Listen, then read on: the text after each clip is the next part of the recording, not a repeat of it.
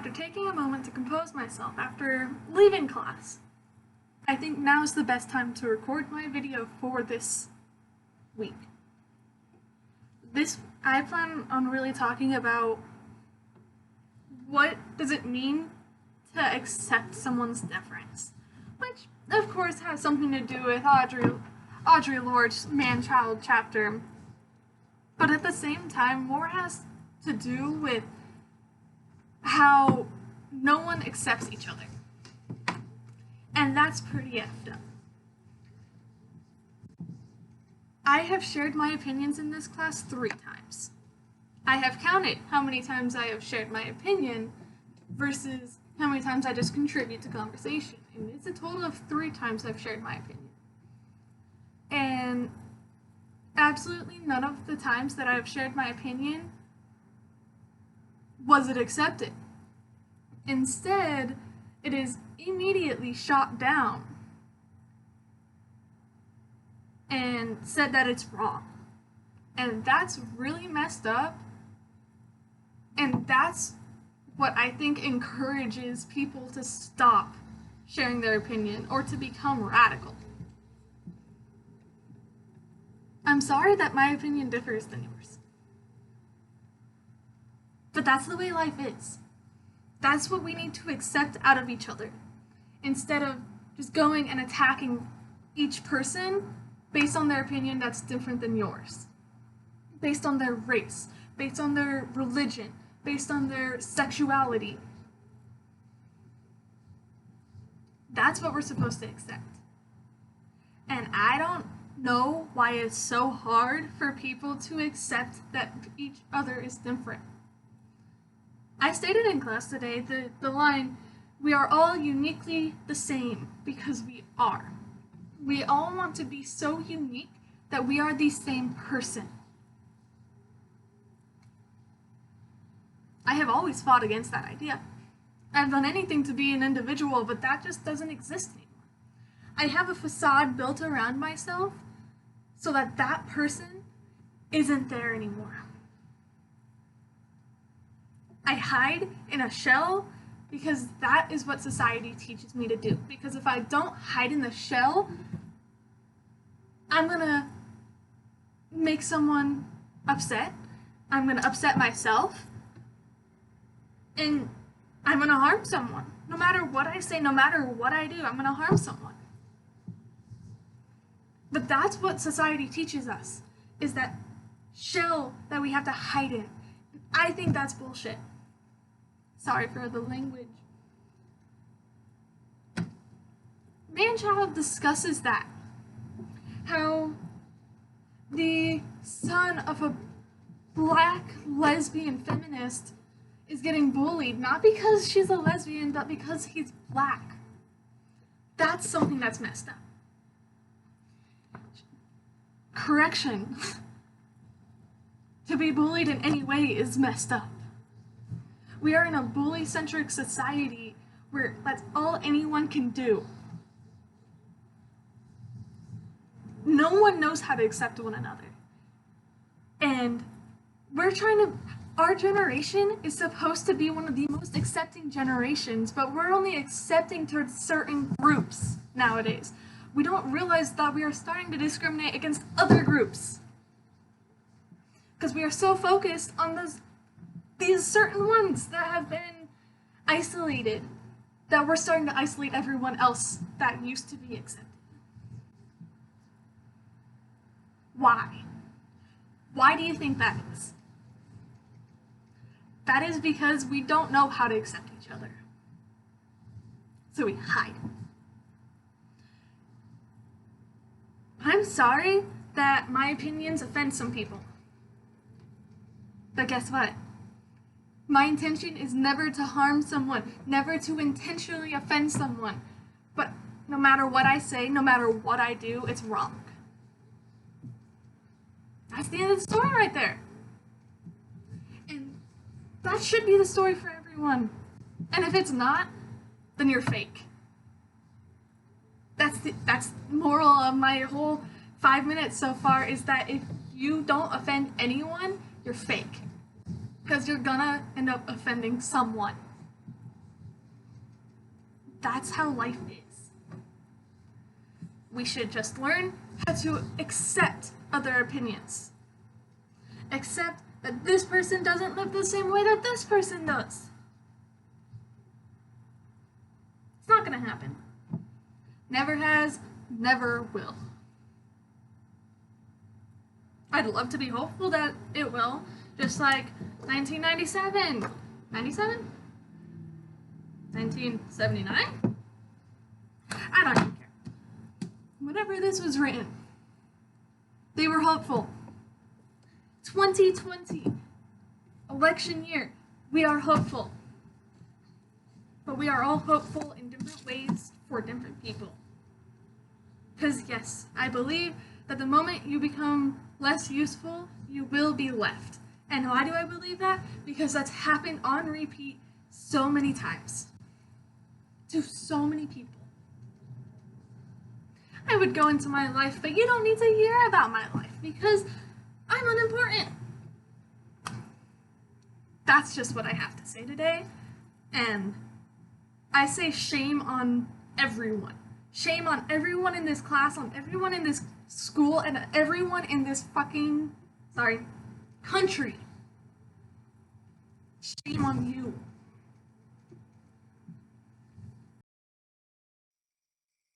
So I feel like I remember a lot from class, but also nothing from class. Like, I remember talking about Destiel and Elon Musk, and like the question of whether humans are inherently selfish or not. But I feel like I don't remember the stuff where we actually talked about what Lorde is saying in the essays. So I racked my brains a bit to remember the bit that I did remember.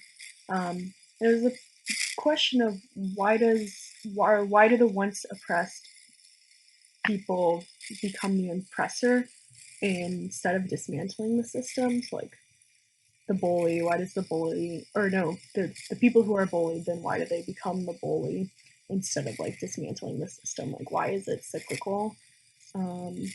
And I think we arrived at an answer. I don't recall. My brain kind of stopped working at some point, apparently.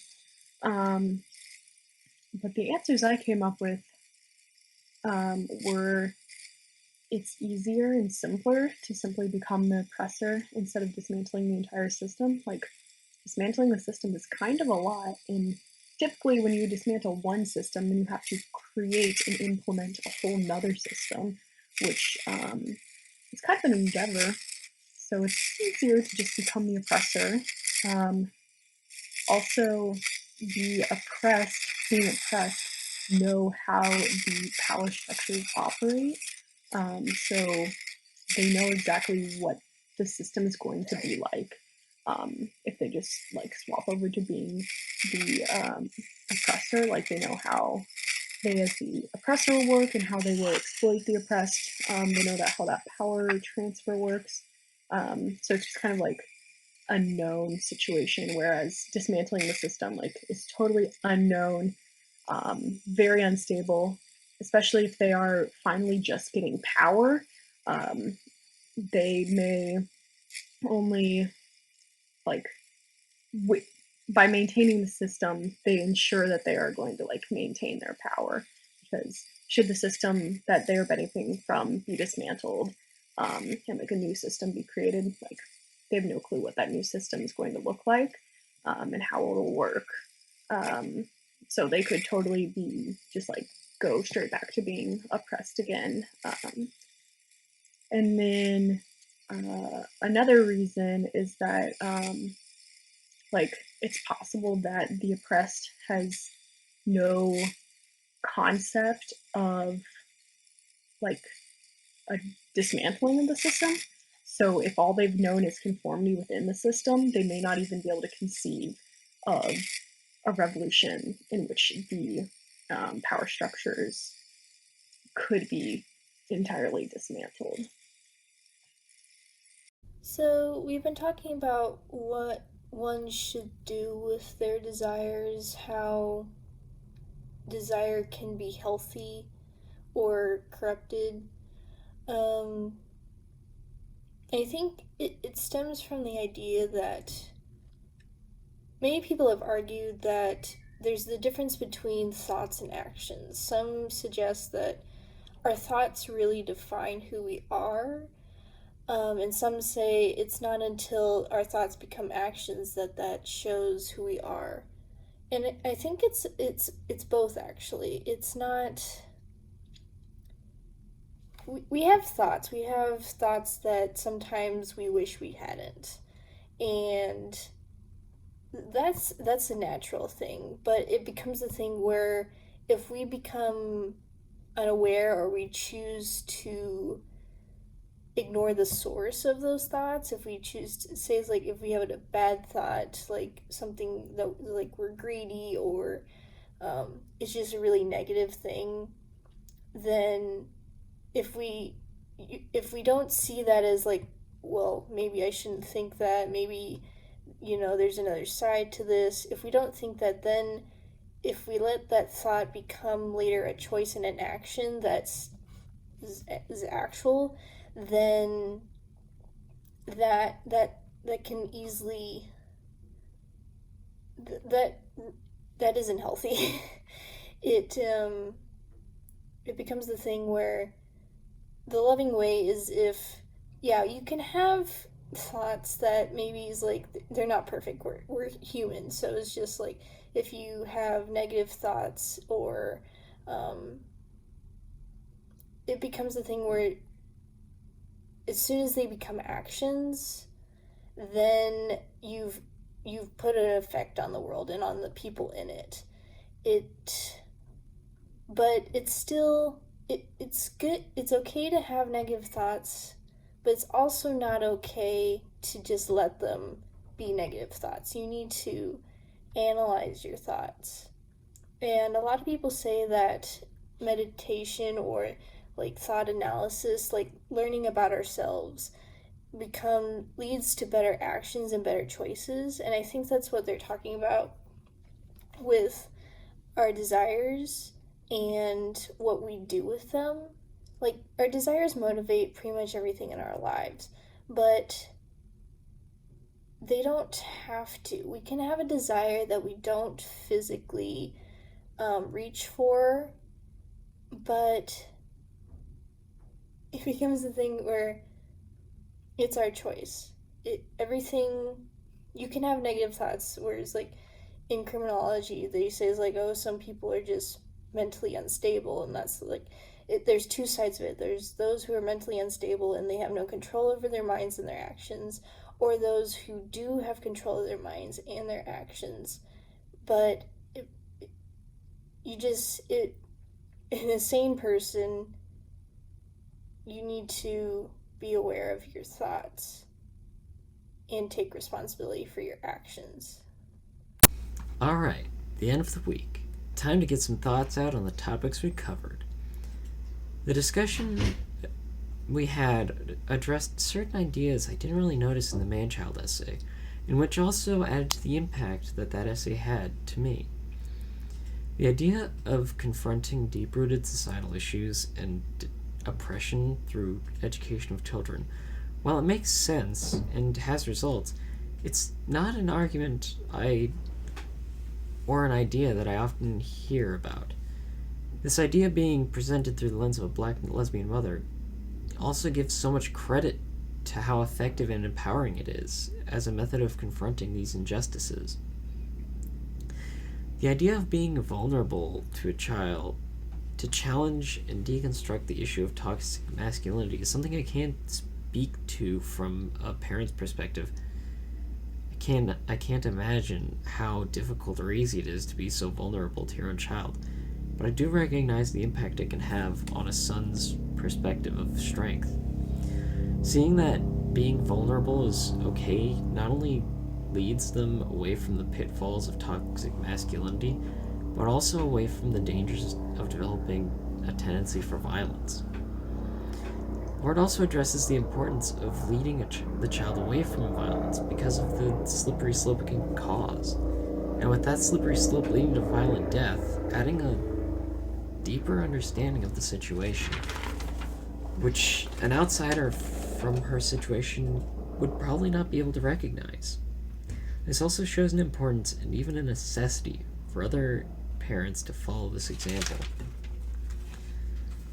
While we were unable to get to the other 2 essays that were assigned, I look forward to reading through them again and what details I may have missed on my previous read-throughs. The number of ideas that can be brought in to discussion are always interesting. I came out of this last class knowing more about Elon Musk and ridiculous name ideas. I'm looking at you, wall of the many spellings of Caitlin, than I ever expected. I especially look forward to the discussion of the essay titled Uses of Anger and what that entails. But I know the essay itself sounds angry, at least in the title. That and there's a way that discussion about Audre Lorde's essays lead to something I never would have considered, and make the conversation much livelier. This has been me, Christopher Robson, internally monologuing after being sent to the Shadow Realm in a game of Yu-Gi-Oh! I look forward to discussing more Audre Lorde's essays and the other ideas they bring to discussion next time. Until then, I hope you have a wonderful weekend. Hello, happy Friday, or happy whatever day it is you're watching this. For my response, I really wanted to talk about an idea that I had during class where, Matthew, you were asking sort of like what is the alternative to, in the man-child essay, what is the alternative to the sort of morals and set culture around how her son Jonathan should have responded. So like, what is the answer to, like, what is the alternative to what the white fathers have presented? And my idea was emotional intelligence. I see that a lot in, I thought she was in therapy, but it turns out she was just saying that a wise woman told her this, so maybe that means her therapist. But it seems like the kind of thing that somebody would ask in therapy. She's talking about Jonathan and how she started yelling at him and doing this sort of thing that was expected of her and was probably learned from her parents. But the woman goes, have you ever tried telling him that you were scared, sort of thing? And she's like, no. But she does it into like very successful results. And so like what I'm seeing there is emotional intelligence, which is like realizing the why behind what we're feeling and sort of speaking into that and addressing the root of the issue instead of the emotional dealings, because it's not about not being bullied. Like, it's not about feeling afraid of being bullied anymore. It's about like, how can I change the self or what I'm doing to better help that he's being bullied or whatever, or to help him see being bullied differently, or to help the bullies see the world differently. So I see that a lot in here, that like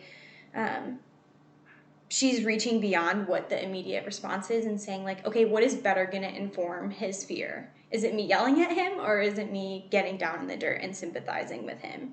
And you see that the relationship is better because of it. I see that a lot in some of her other essays as well, even just in the man-child one.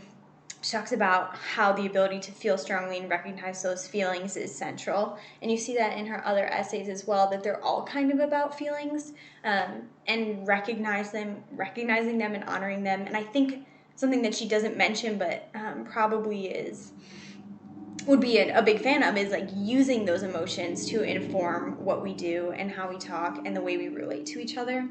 And so as but sometimes come across TED Talks or whatever that talk about like how to read body language or how to do any of those things, I think of people who, talk about how, anger is never, the root of it. There's always something behind it. And I think she would be a big proponent of being like, sitting down and thinking, why do we do all these things that we do? But I guess I was going to relate it back to also the sexism in the way that kind of like from a sociological perspective, we talked about how oppressed people will often oppress other people to get that sense of control that they're not getting from elsewhere. And I think that with that emotional intelligence, like if the entire world could just have a therapy session, that they would be able to be like, oh shoot, like why am I hurting these people even though I've been hurt? When we sit down and think about our actions, suddenly it's a lot easier to change because when we don't